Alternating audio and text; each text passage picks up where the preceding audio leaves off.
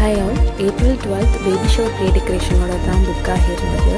இந்த கஸ்டமர் பார்த்தீங்கன்னா எல்லா பிளேட்ஸுமே ரொம்பவே கஸ்டமைஸ்டாக எனக்கு இப்படி தான் வேணும் அப்படின்னு கேட்டிருந்தாங்க. தேங்காயில் ஸ்வஸ்திக் இருக்கிறதுல இருந்து பிளேட்டில் லீஃப் அரேஞ்ச்மெண்ட்ஸ் எல்லாமே அவங்க கேட்ட மாதிரி நம்ம கஸ்டமைசேஷன் பண்ணி கொடுத்தோம். ஜிஆர்டி ரீஜென்சி மதுரையில் தான் எல்லா பிளேட்ஸுமே டிஸ்பிளே பண்ணியிருந்தோம். ஸோ உங்கள் வீட்டில் நடக்கிற ஃபங்க்ஷன்ஸ்க்கும் இந்த மாதிரி கஸ்டமைஸ்டு பிளேட் டெக்கரேஷன்ஸ் வேணும்னா ஸ்க்ரீனில் தெரிய நம்பருக்கு